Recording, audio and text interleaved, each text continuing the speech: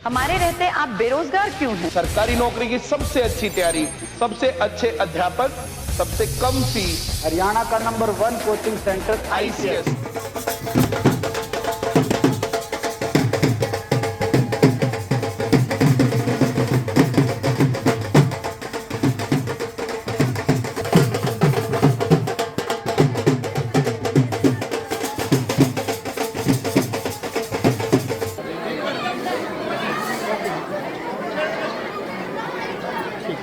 से स्वागत करें।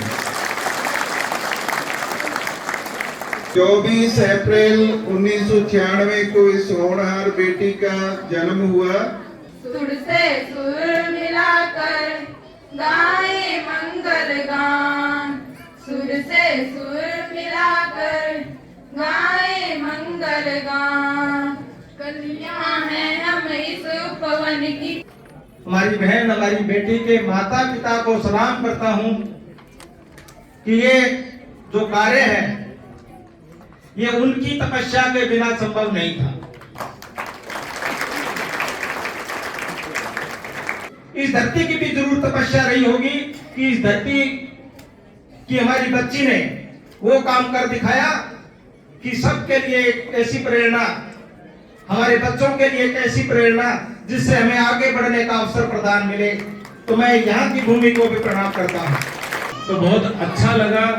और हमारे पन्नीवाड़ा मोटा गांव की बेटी पिछले दिनों जज बनी थी, तन्वी गुप्ता, और आज हमारे गांव छतरियावाड़ी की बेटी जो कि IPS बनी है। तो ये एक मिसाल है बेटियों के लिए। तो बच्चे बिल्कुल फूलों की कलियों की तरह होते हैं। मैं यही कहूँगी कि इन्हें खिलने दीजिए, इन्हें पढ़ाइए, लिखाइए।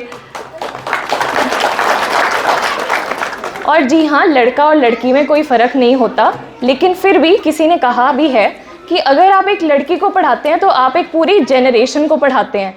क्योंकि एक, जैसे कि मेरी इसी का सबसे बड़ा एग्जाम्पल मेरी मम्मी है, और मैं अपनी जो मुझे ये सफलता प्राप्त हुई है इसका श्रेय मैं अपने परिवारजनों को देना चाहूँगी। और ये आप सबका आशीर्वाद है कि मैं यहाँ तक पहुँची हूँ। इसके लिए बहुत बहुत धन्यवाद, बहुत बहुत आभार। और जो बच्चे यहाँ पे आए हुए हैं, मैं उनको ये आशा करती हूँ कि वो लोग यहाँ से मुझसे भी अच्छा रैंक हासिल करें, मुझसे अच्छे जाएं और भी आगे जाएं, और पूरे क्षेत्र का नाम रोशन करें, हमारे गांव का नाम रोशन करें, और हरियाणा का नाम रोशन करें, और देश भर में, देश में क्या, विदेश में भी सब पूरे गाँव का और क्षेत्र का नाम रोशन करें। नमस्कार, मैं हूं प्रमोद और आप देखना शुरू कर चुके हैं दी-सड़कनामा.com। इस वक्त मौजूद हूं सिरसा जिले के गांव छतरिया में, और मेरे साथ हाल ही में UPSC का जो रिजल्ट आया है उसमें क्लियर किया है, 434वां रैंक प्राप्त किया है डॉक्टर मन्नू भोबरिया। और आज गांव छतरिया में पहुंचने पर जोरदार स्वागत किया गया है। क्या कुछ कहना चाहेंगे? जब रिजल्ट आया पहला रिएक्शन क्या था आपका? सर, घर में बहुत ही खुशी की लहर थी और सब लोग बहुत खुश थे रिज़ल्ट को सुन के। मुझे थोड़ा सा ऐसे लगा था कि मेरा रिज़ल्ट और अच्छा आना चाहिए था, एक्सपेक्टेशन ज़्यादा थी, लेकिन ओवरऑल हर जगह बहुत ही खुशी की लहर थी। और यहाँ पे आज मैंने आके देखा है तो बहुत ही ज़्यादा उत्साहित हैं लोग, और मुझे बहुत अच्छा लग रहा है। तो आपने MBBS किया, उसके बाद MD, कभी सोचा था कि UPSC में भी जाना है? सर, मैं यहाँ करेक्ट करना चाहूँगी, मैंने MBBS की है लेकिन मैंने MD नहीं की। मैंने MBBS के बाद डिसाइड किया कि मुझे UPSC करना है, तो उसके बाद ये मेरा 5वें प्रयास में मुझे सफलता हासिल हुई है। तो कितनी मेहनत करनी पड़ी, आप क्या कुछ कहेंगे?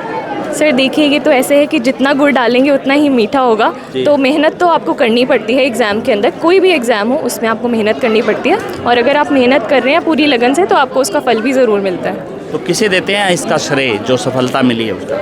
जी, सबसे पहले तो परिवार वालों को, और स्पेशली मेरे मम्मी पापा को, क्योंकि ये उन्हीं की मेहनत की वजह से हुआ है। उन्होंने हमेशा मुझे मोटिवेट किया है और मुझे कहा है कि तुम कर सकती हो। तो जो विश्वास उन्होंने मुझ में दिखाया है तो उसने मुझे बहुत मोटिवेट किया। उन बेटियों को या उन बेटों को आप क्या कहना चाहेंगे जो लगातार तैयारी तो करते हैं लेकिन सफल नहीं हो पाते? देखिए, इस एग्ज़ाम के अंदर 2 फैक्टर्स होते हैं, एक कंट्रोलेबल फैक्टर्स होते हैं और एक नॉन कंट्रोलेबल फैक्टर्स होते हैं। कंट्रोलेबल फैक्टर्स सबसे बड़ा है मेहनत, जो कि आपके हाथ में है और ये आप कर सकते हैं। दूसरे कुछ नॉन कंट्रोलेबल फैक्टर्स भी होते हैं जैसे कि लक, डेस्टिनी। तो लेकिन नॉन कंट्रोलेबल फैक्टर्स हमारे हाथ में नहीं है। तो मैं यही कहूँगी कि जो कंट्रोलेबल फैक्टर्स हैं, मेहनत करते रहिए और आपको फल ज़रूर मिलेगा। धन्यवाद। तो ज़्यादा से ज़्यादा इस वीडियो को आप शेयर जरूर कर दीजिए, क्योंकि आज डॉक्टर मन्नू भोबरिया अपने गांव पहुंची है और ज़ोरदार स्वागत है वो इनका किया गया है। बहुत बहुत शुक्रिया।